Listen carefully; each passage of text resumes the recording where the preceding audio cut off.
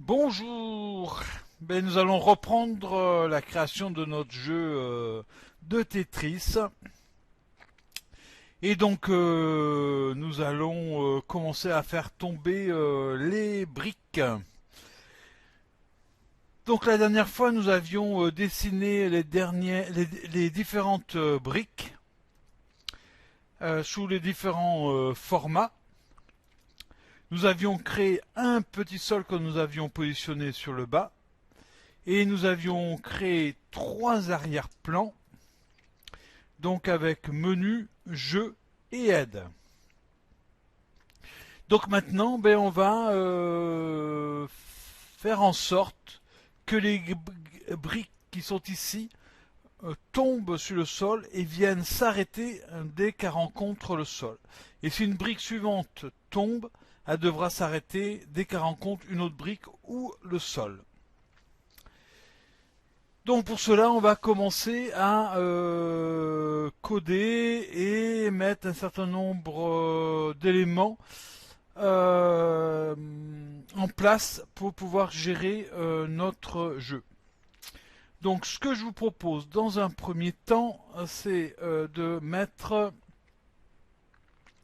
un certain nombre d'éléments qu'on va avoir besoin pour gérer notre jeu.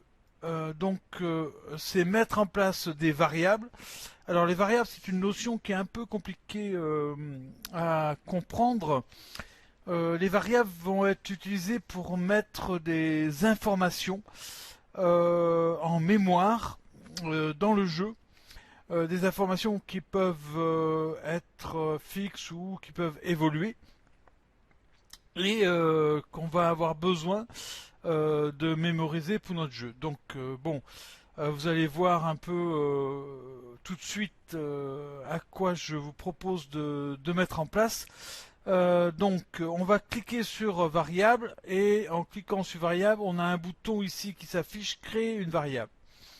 Donc une des premières variables que je vais vous proposer de mettre en place, c'est la durée maximum du jeu. Donc on va créer variable et on va indiquer durée maximum du jeu. Voilà.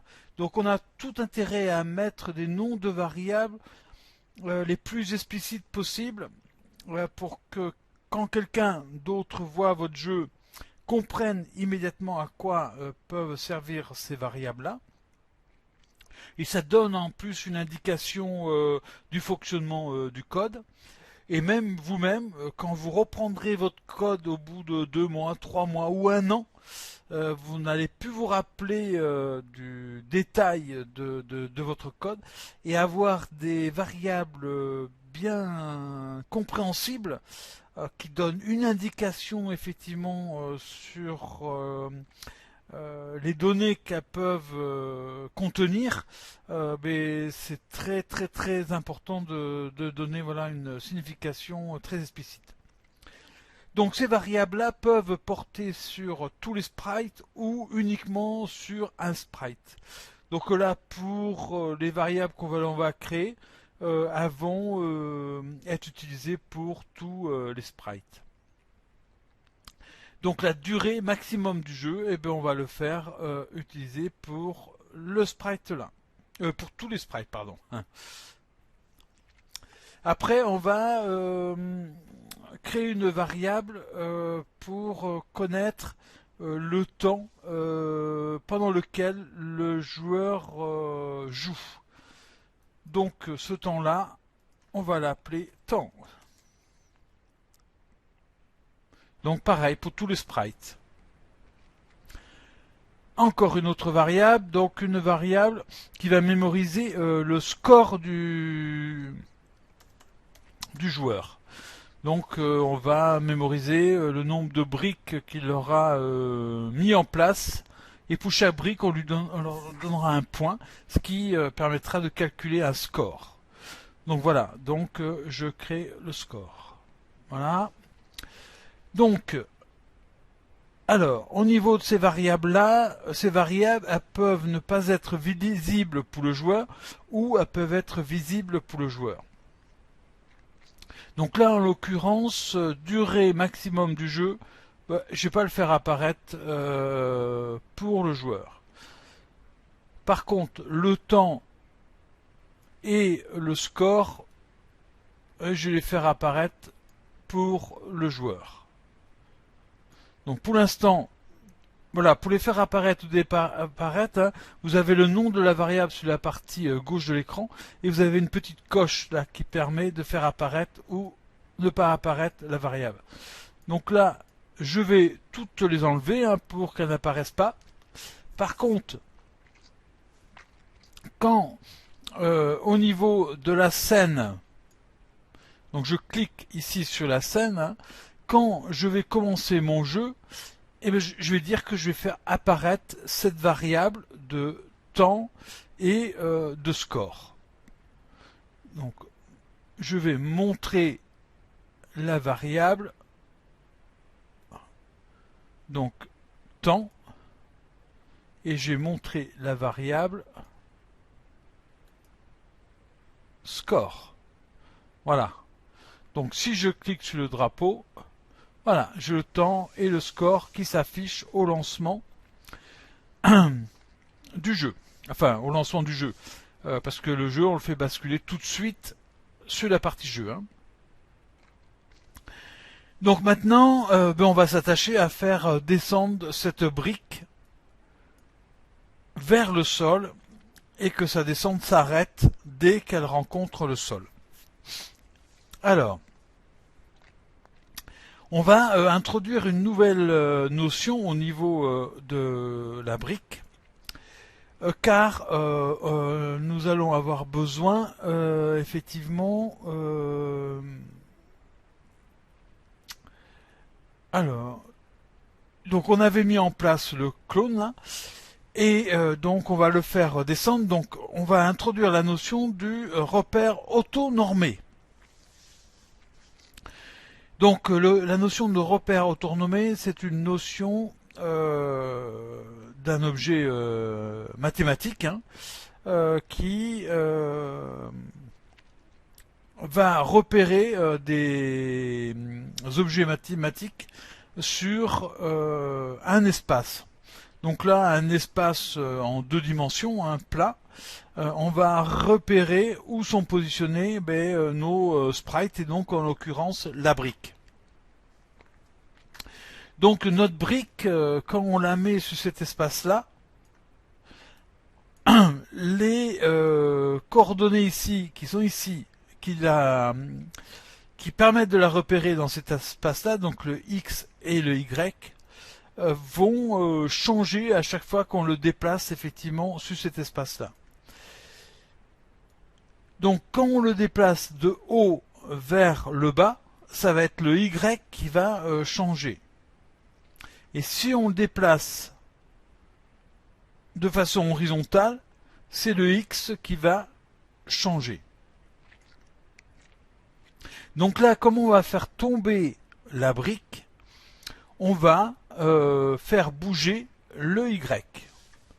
Donc pour faire bouger le Y, faut aller dans Mouvement, et vous avez une instruction qui permet ici de modifier le Y. Donc par exemple, si je mets -1, donc je vais... Alors le Y, il va de 140 à -140 ici, hein, en passant par 0 au milieu.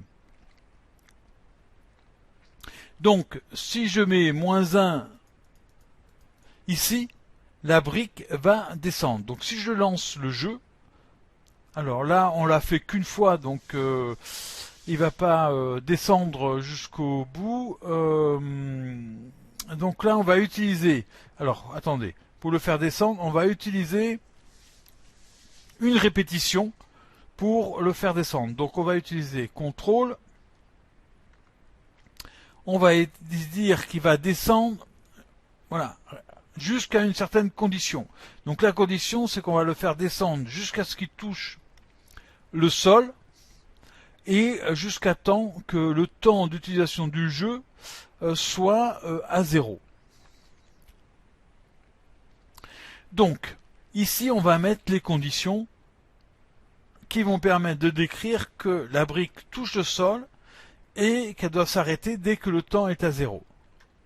Donc pour cela, on va utiliser les opérateurs logiques, donc les opérateurs verts ici.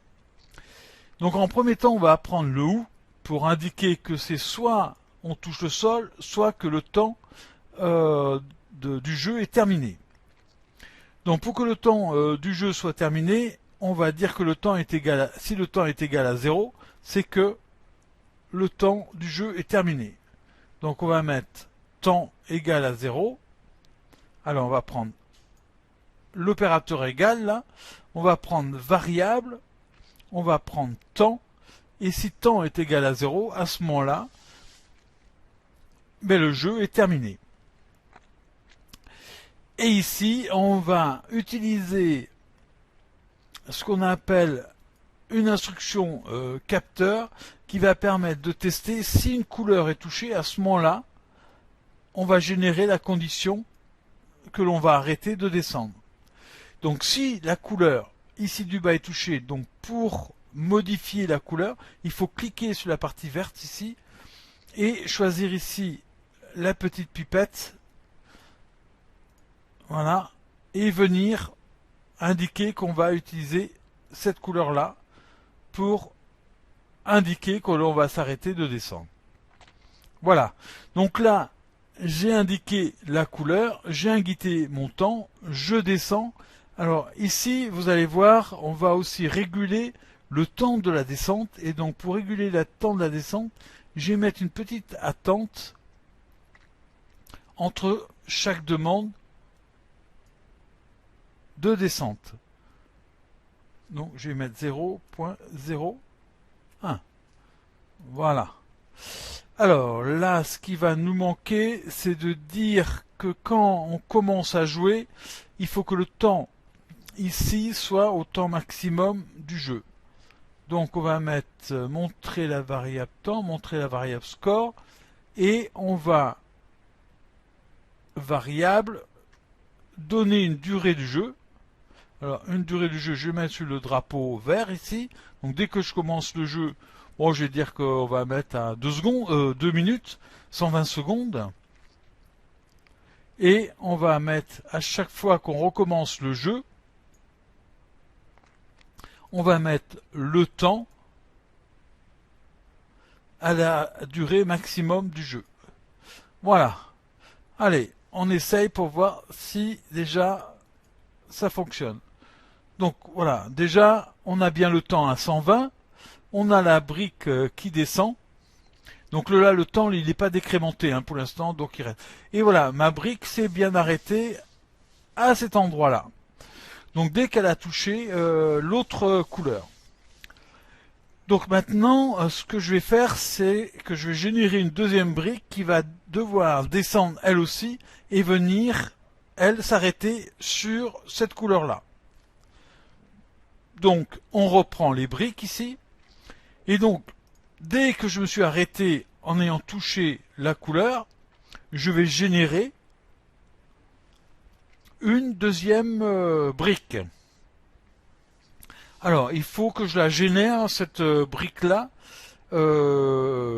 juste quand, effectivement, mon temps n'est pas égal à 0. Parce que s'il est égal à 0, c'est-à-dire que le jeu est terminé, et donc je n'ai pas besoin de régénérer une nouvelle brique. Donc pour ça, je vais prendre la condition si mon temps est supérieur à 0, donc je prends le supérieur, je mets 0, et je prends la variable temps. Voilà, et si mon temps est supérieur à 0, à ce moment-là, je vais générer un clone de moi-même. Voilà, donc là, on va essayer. Donc voilà, j'ai la première brique qui est en train de tomber tranquillement vers mon sol. Et j'ai ma deuxième brique qui arrive. Et donc qui devrait s'arrêter dès qu'elle touche l'autre brique. Et oui, voilà, c'est ça, c'est bon. Et donc là, je tombe, hein, encore une brique, et voilà, une autre brique, et voilà, s'en fichent les unes aux autres. Voilà, donc tout s'est bien mis. Donc voilà, on a déjà un premier fonctionnement des briques qu'on va améliorer. Donc là, elles sont en train de tomber toutes les unes sur les autres. Donc maintenant, je vais, vous voyez, c'est toujours la même forme qui tombe. Bon, ben déjà, je peux proposer de changer la forme qui est en train de tomber. Donc je vais prendre apparence et je vais prendre basculer sur le costume. Et là, pour la brique, si je vais dans costume, j'ai le costume 1, 2, 3 et 4. Donc là, je peux faire basculer sur le costume 1, 2, 3, 4. Et pour le faire basculer de manière aléatoire, je peux utiliser un générateur de nombres aléatoires qui est proposé dans Scratch en lui disant tu génères des chiffres qui correspondent à mes costumes de la valeur 1 à la valeur 4. Et donc là, si je relance, à chaque fois que je vais générer un clone d'une brique, on va avoir des formes qui vont être différentes. Donc là, on en a deux identiques. Je pense que c'est le hasard. Voilà, maintenant j'en ai une autre différente. Donc à chaque fois, on peut ou non avoir des formes un peu différentes. Voilà, là j'en ai une troisième qui sort. Ah, mais j'ai le carré qui sort, voilà. J'ai encore le carré qui sort, voilà. Donc voilà. Donc là maintenant j'ai des formes un peu différentes, vous voyez, qui sortent à chaque fois. Donc, voilà, notre jeu commence à se mettre en place, hein, et donc on va le compléter petit à petit pour le faire avancer dans la complexité. Donc ce qu'on peut faire, c'est donc là elle tombe. Ce que je peux vous proposer, c'est qu'elle tombe dans des couleurs différentes et qu'elle vienne, quand elle touche le sol, pour bien le visualiser pour l'utilisateur, quand elle touche le sol, qu'on ait une couleur, qu'on ait la couleur du sol. Donc là, c'est au niveau de l'apparence et on va utiliser la fonctionnalité mettre voilà, une couleur. Et pareil, on va utiliser les nombres aléatoires pour générer une couleur. Donc on peut la générer de 0 à 100. Il y a 100 variations de couleurs. Par contre, dès qu'elle touche effectivement le sol, à ce moment-là, on va lui mettre la couleur du sol. Donc pour cela, on va mettre la couleur à 0. Voilà. Donc là, vous voyez, elle est descendue avec la couleur jaune. Et voilà, elle change de couleur dès qu'elle touche l'autre couleur. Et là, dès qu'elle va toucher cette couleur-là, elle devrait changer de couleur. Et voilà. Hop là, voilà. Donc voilà, c'est génial. C'est parfait. Voilà, donc là, ce qu'on va faire aussi, on va le mettre... alors, on va le mettre... On va l'orienter tout de suite à 90, là, pour que ça soit bien orienté. Vous verrez après qu'on va utiliser par les flèches, enfin ça va être la barre d'espace qui va permettre de changer son orientation. Hein. Donc là, on a fait déjà pas mal de petites choses. Alors, ce qu'on peut rajouter, c'est peut-être un son. Dès qu'il touche effectivement le bas, on va sonoriser dès que il touche le sol. Bon, il y a le son pop, bon, qui est pas mal finalement. Bon, moi, j'ai utilisé le son pop pour dès qu'il touche ici le sol, que ça génère un petit son. Donc je vais aller dans son et je vais jouer le son pop. Voilà.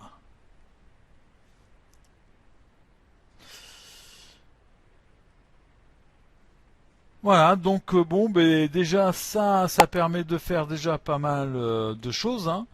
Alors, ce qu'on pourrait aussi faire, c'est effectivement, ben, on va commencer à mettre en place la gestion des touches pour pouvoir orienter le cube.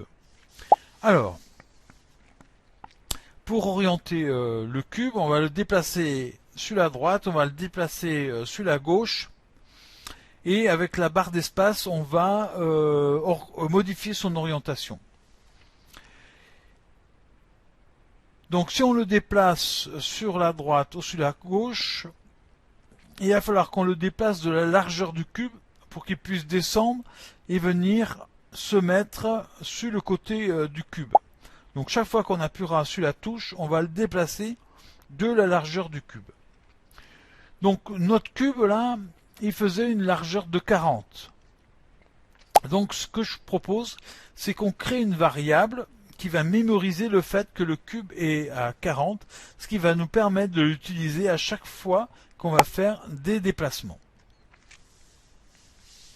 Donc on va utiliser ici variable et on va créer une nouvelle variable qui va être la largeur de la brique.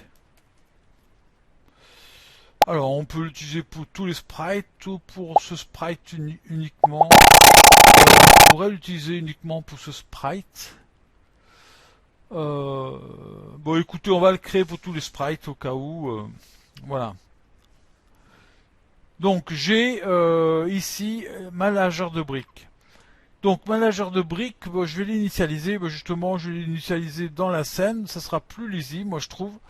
Et dès le début, on va mettre largeur de ma brique à 40. Voilà. Et ici, la largeur de la brique, je ne veux pas le montrer à l'utilisateur, donc je vais la décocher. Voilà. Donc, maintenant, au niveau de la brique, je vais utiliser les touches de droite, les flèches de droite et les flèches de gauche pour déplacer la brique de sa largeur. Donc pour ça, je vais prendre les événements. Et donc au niveau des événements, je vais me faire un tout petit peu de place ici.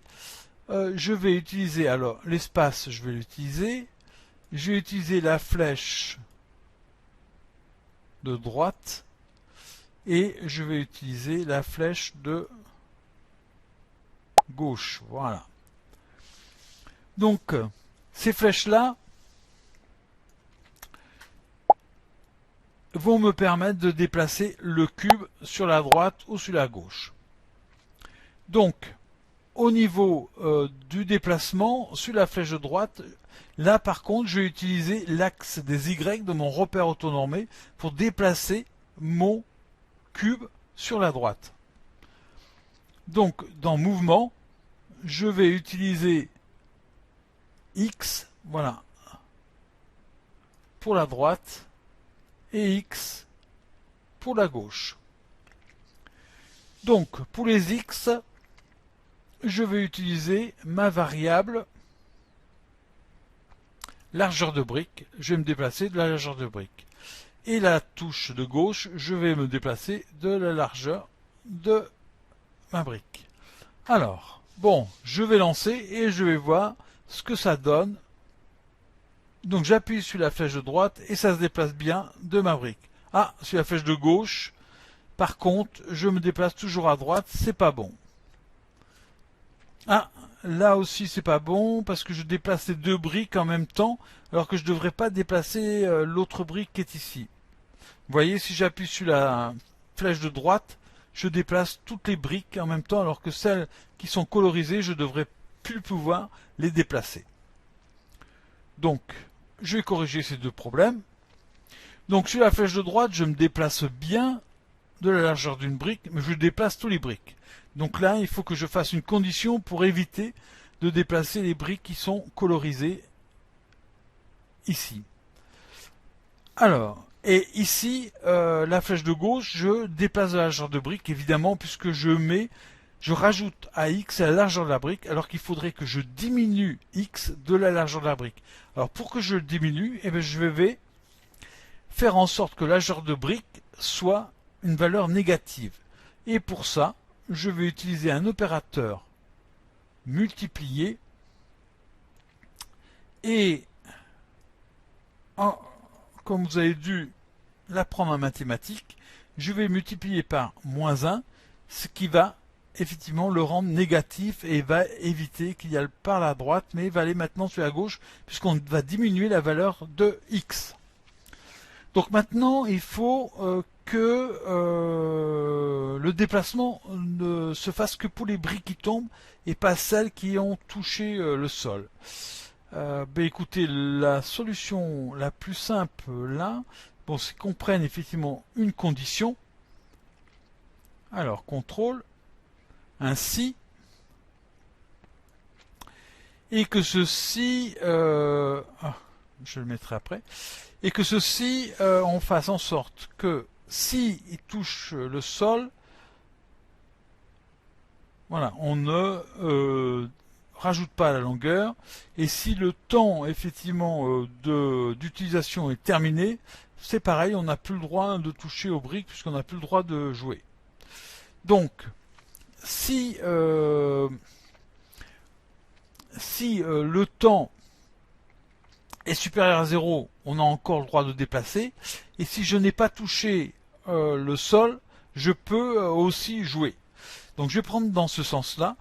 Donc je vais mettre mes conditions pour dire que si mon temps n'est pas écoulé, donc c'est supérieur à 0, et si je n'ai pas encore touché le sol, eh bien je peux continuer à jouer et donc déplacer mes objets.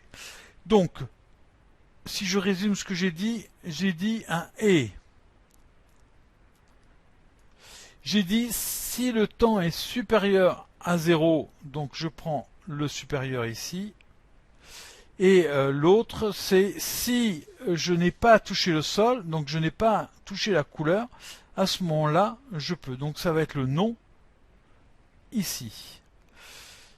Donc là, le temps, s'il est supérieur à 0, donc je vais aller dans variable et je vais prendre temps et je vais le mettre sur le premier blanc. Et ici, si je n'ai pas touché la couleur, donc pour contrôler ça, c'est dans capteur et je reprends ma couleur ici, je n'ai pas touché la couleur, donc là je vais cliquer sur la couleur, je vais prendre la pipette et je vais venir saisir la couleur, voilà. Donc ça je peux le dupliquer et je peux venir, hop là, le mettre là. Allez, voilà. Allez, on essaye. Bon, j'espère que ça a marché. On descend. Voilà, flèche de gauche, il va bien à gauche. Et flèche droite, il va bien à droite. Et ouais, voilà. Et maintenant, dès qu'il a la couleur du sol, ben on peut plus le déplacer. Il n'y a que ceux qui tombent qu'on peut déplacer. Voilà.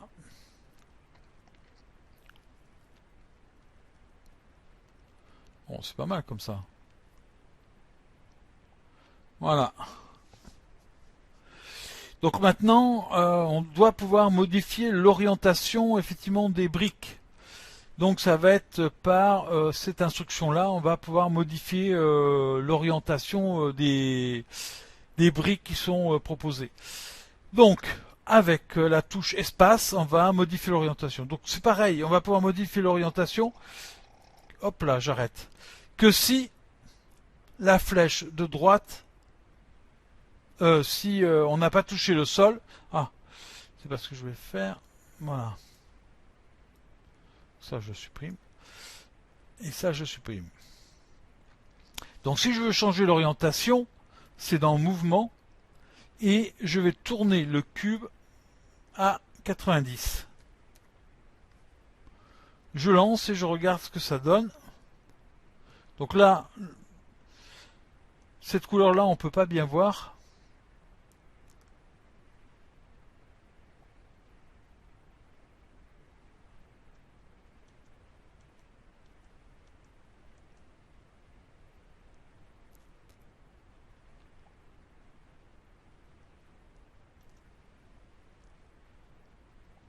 Voilà, donc en appuyant sur la barre d'espace, hein, je modifie l'orientation des briques.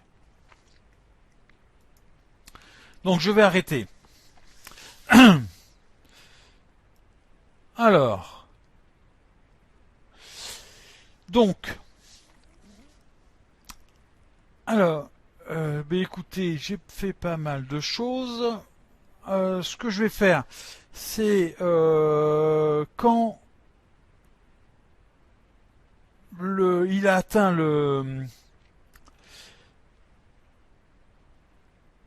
quand le sprite effectivement est arrivé dans la couleur là, ce que je peux faire, c'est ce serait peut-être ce que j'aurais dû faire, c'est arrêter tous les process du sprite. Voilà, j'arrête tous les scripts qui sont dans le sprite. Et j'arrête même le script qui est en cours là, il sera dessiné, mais c'est tout. Voilà. Voilà. Donc le stop tout, ça arrête tout le jeu. Donc là, je vais juste arrêter tous les autres scripts et ce script. Et je vais peut-être déterminer si quand je génère un nouveau sprite et que ce sprite là n'arrive plus à descendre parce qu'il est collé sur les autres, et bien mon jeu je dois l'arrêter parce que il n'y a plus lieu de continuer. Donc ça, je peux dire que si la hauteur du sprite qui descend est au-dessus d'une certaine valeur, à ce moment-là, c'est que ça veut dire qu'il n'arrive plus à descendre, ben, j'ai déterminé que le jeu doit s'arrêter. Donc je vais faire une condition ici pour tester cette condition-là. Donc si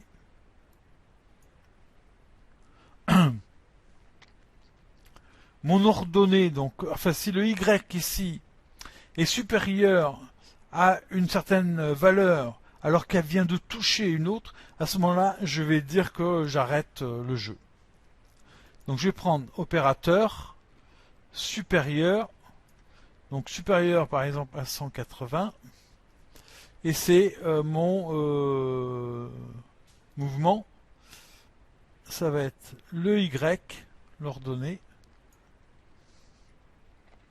Si l'ordonnée est supérieure à 180, à ce moment-là, je vais dire que mon temps de jeu est à 0. Voilà, et donc ça évitera de recréer un nouveau clone, et donc mon jeu va s'arrêter. Alors, toc toc toc toc, je vais mettre variable,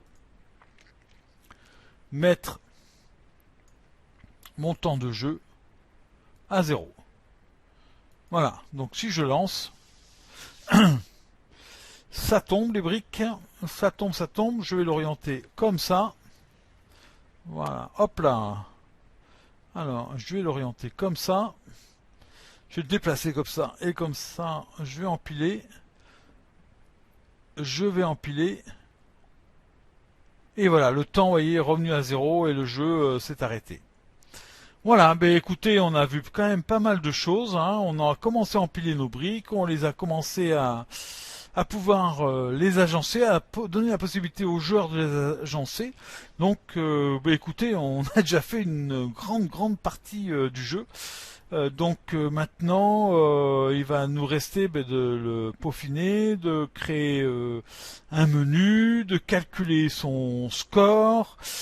Voilà, et je vous retrouve dans une prochain tuto que je vais commencer à préparer. Donc ben, bon courage et bonne continuation et à plus.